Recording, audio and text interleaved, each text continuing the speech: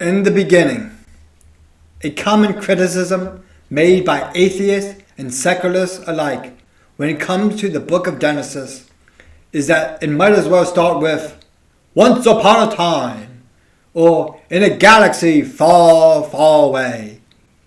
They criticize the Old Testament and the Bible in general, saying it is a fairy tale. But saying it is a fairy tale is not as detrimental as they think it is.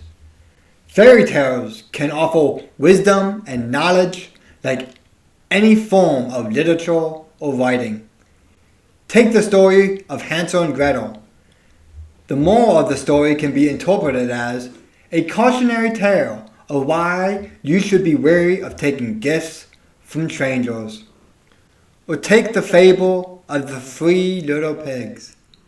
It is a story about properly preparing for the potential threats against your very existence. The book of Genesis begins with "in the beginning" because it sets up a narrative structure. I came to the conclusion from studying Carl Jung, Joseph Campbell, and Jordan Peterson, among others, that human beings experience the world through a narrative structure, that we view our lives through a setting and events. There is a beginning, a middle, and an end. Birth, life, and death.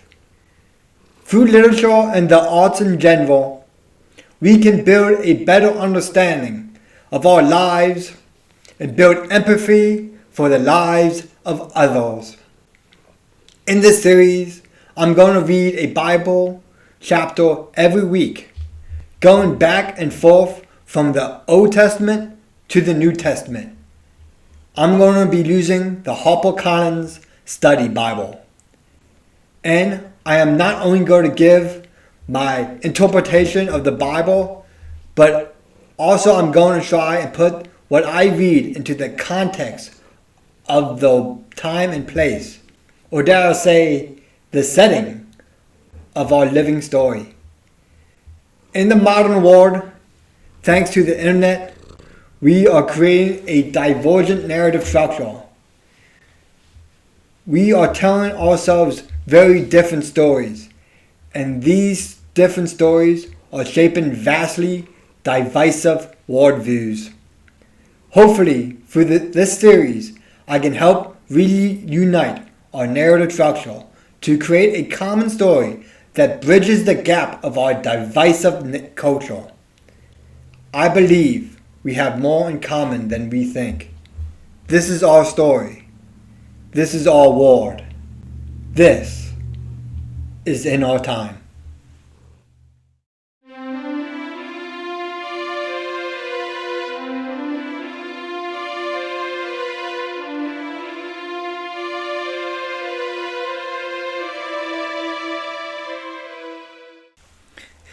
In the beginning, when God created the heavens and the earth was a formless void, and darkness covered the face of the deep, while a wind from God swept over the face of the waters. Then God said, "Let there be light." And there was light. And God saw that the light was good. And God separated the light from the darkness. God called the light day, and the darkness he called night. And there was an evening, and there was a morning, the first day. In the book of Genesis, God is the creator. He creates out of the chaos of our formless universe order. What is important to understand about creation is that we humans have the tendency to create. We construct buildings and monoliths. We paint on cave walls and canvases. We play music and we make videos. And when we do this, we are impersonating a divine act. Divinity is the ultimate muse. And the problem with art in our modern world is that we forget that.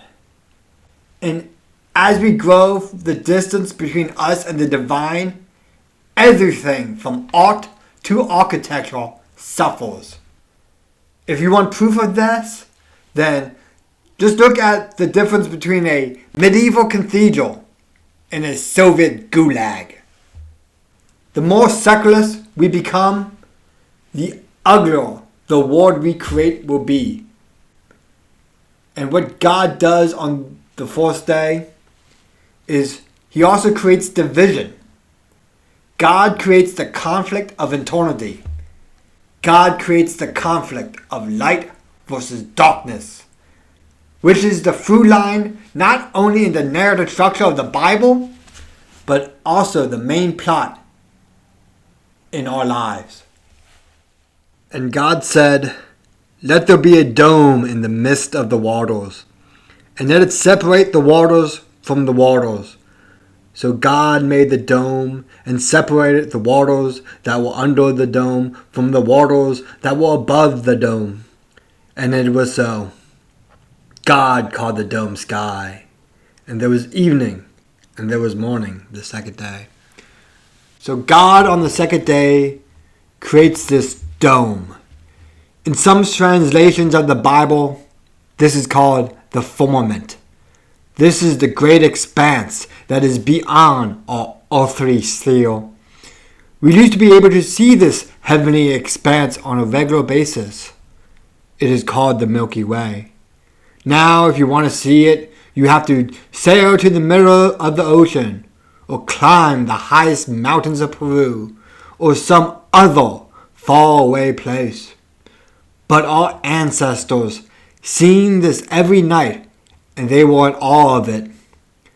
This is why ancient people were more inclined to believe in the divine, and why modern humans are becoming more secular. We literally block the heavens from our sights with light pollution. And God said, "Let the waters under the sky be gathered together into one place, and let the dry land appear." And it was so. God called the dry land off, and the waters that were gathered together He called seas. And God saw that it was good. Then God said, "Let the earth put forth vegetation, plants yielding seed, and fruit trees of every kind on earth that bear fruit with the seed in it." And it was so. The earth brought forth vegetation, plants yielding seed of every kind, and trees of every kind bearing fruit with the seed in it. And God saw that it was good. And there was evening, and there was morning, the third day.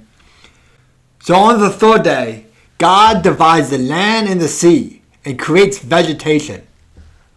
And inside vegetation is the potential for more vegetation. Within, fruit are seeds that produce more fruit. Our ancestors discovered this, and because of this discovery, we were allowed to be fruitful and multiply. Planting a seed is a divine act, and blessed be the farmer and the home gardener. This is another thing a lot of modern people are separated from: the food. I'm not saying you need to grow all your own food, but definitely if you want to connect with everything that is holy, try one pepper plant, or one tomato plant, or whatever fruit or vegetable you like to eat. It'd be the best tasting thing you ever eat, and you will appreciate the divinity of life much more.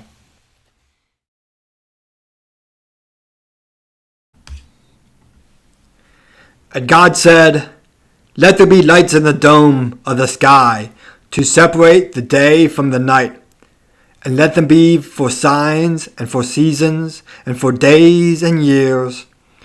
And let them be lights in the dome of the sky to give light upon the earth." And it was so.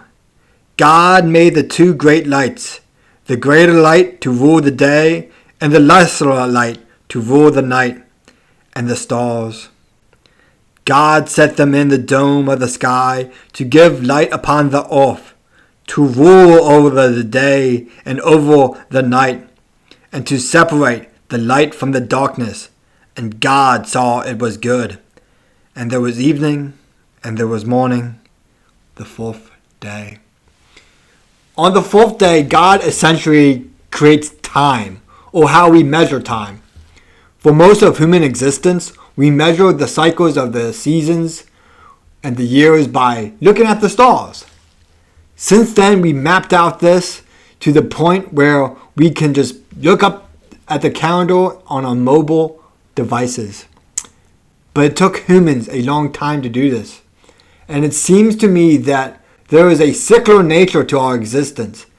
And simply by recognizing the changing of the seasons, we become more aware of the divine. That is why I celebrate the winter solstice and other turning points in the season. And God said, "Let the waters bring forth swarms of living creatures, and let the birds fly above the earth across the dome of the sky." So God created the great sea monsters and every living creature that moves of every kind, with which the waters swarm, and every winged bird of every kind. And God saw that it was good. God blessed them, saying, "Be fruitful and multiply, and fill the waters and the seas, and let the birds multiply on the earth." And there was evening, and there was morning, the fifth day. So every time God wants to create something, God speaks. God uses words to manifest things into being.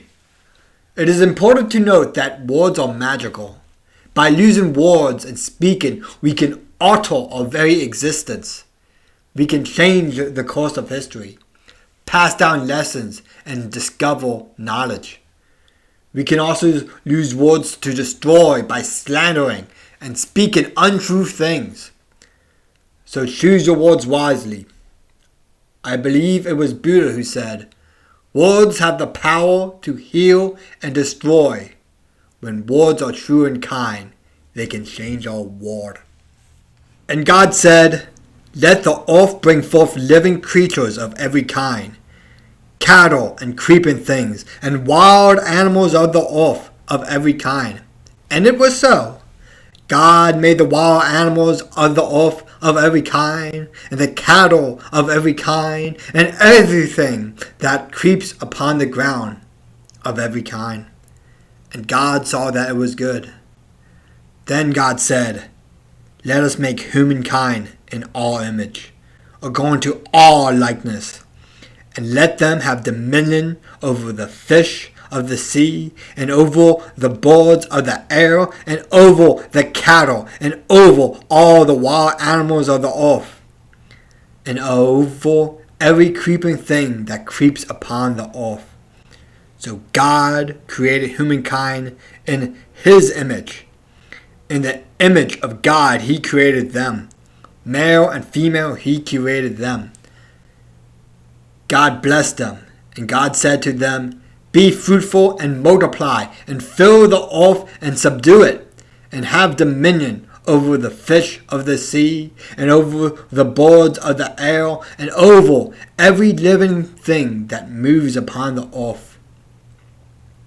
God said, "See, I have given you every plant, yielding seed, and that is upon the face of all the earth, and every tree with seed in its fruit. You shall have them for food.